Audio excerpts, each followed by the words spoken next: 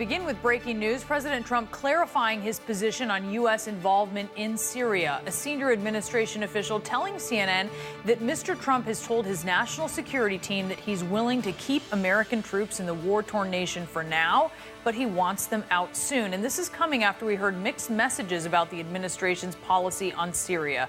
CNN's Caitlin Collins is live for us at the White House. Tell us about this meeting, Caitlin.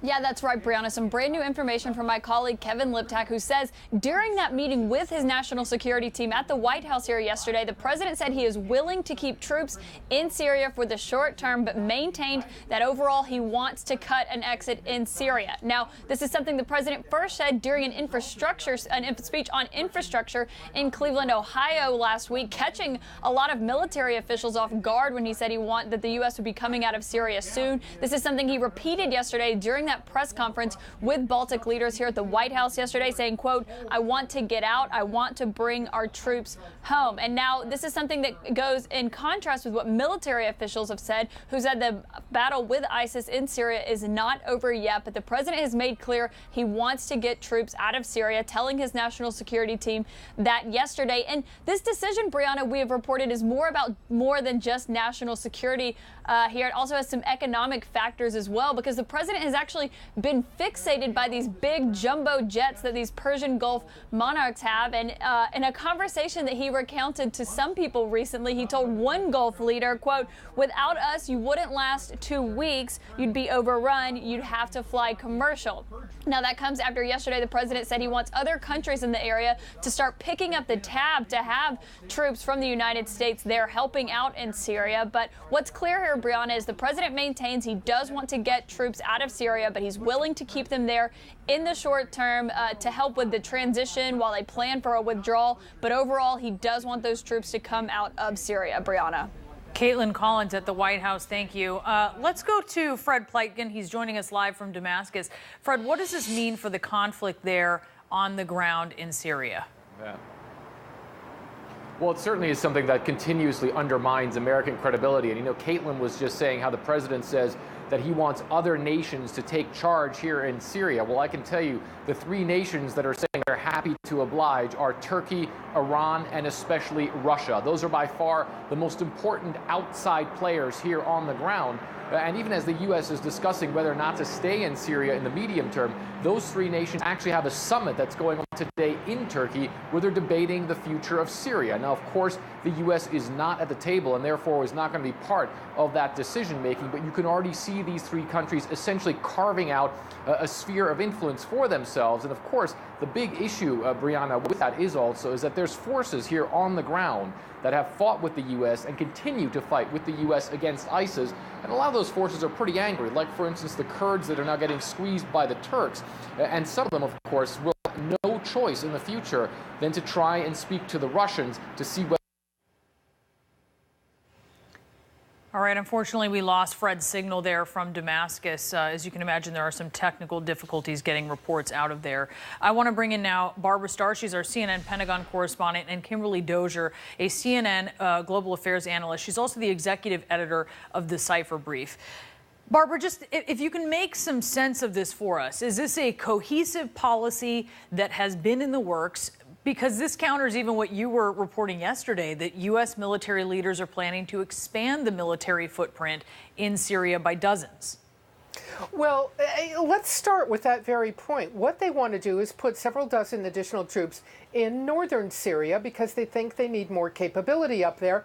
They're still fighting ISIS in that region, and they're still trying to help support U.S.-backed fighters in that region. That shows how complicated it is.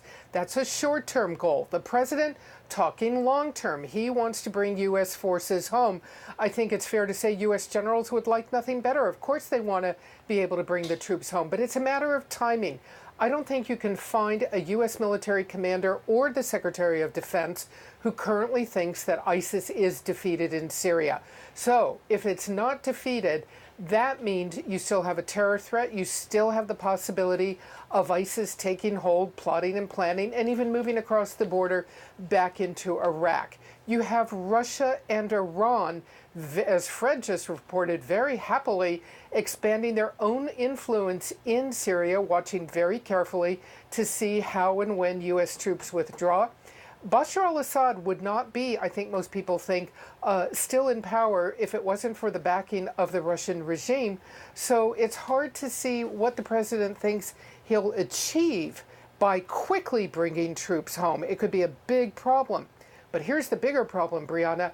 What does it really mean to defeat ISIS? This is always the big challenge. You're talking about defeating an ideology. You're talking about decades of trying to move against something that is very much taken hold in this particular region of the world.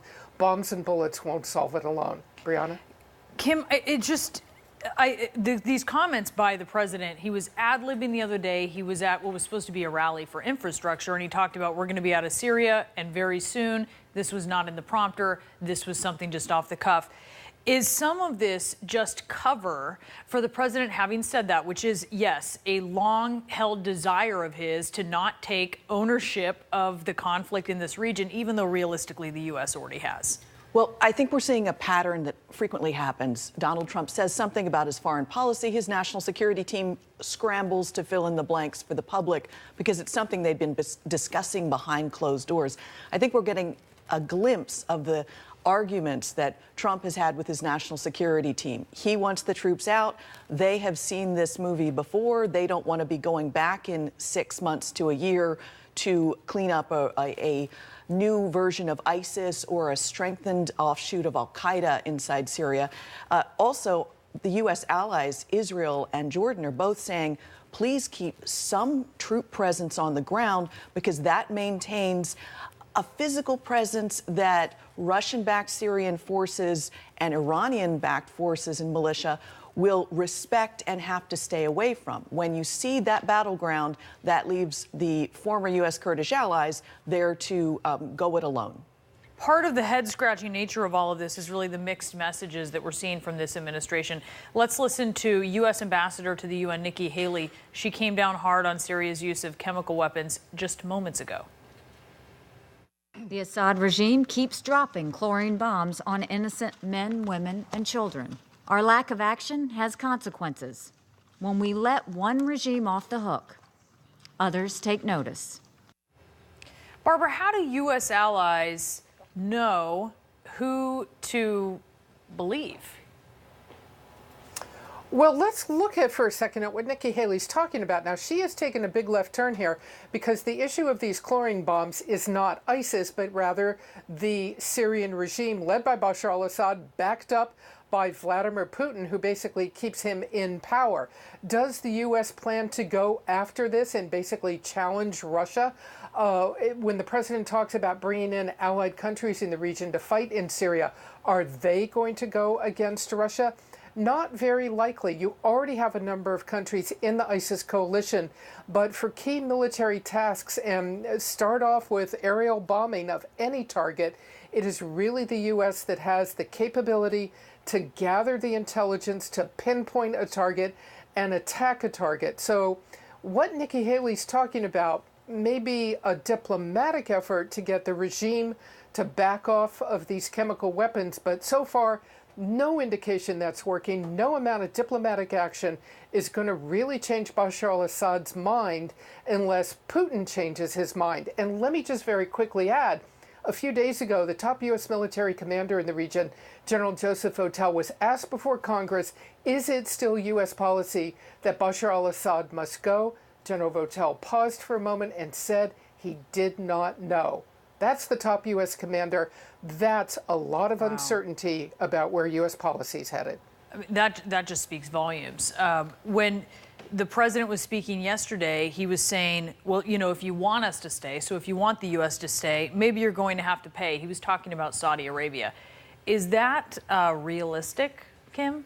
Well, I think that's a big ask of Saudi Arabia, which is already conducting an operation in Yemen, which helps the U.S. with its counterterrorism mission against al-Qaeda in the Arabian Peninsula there.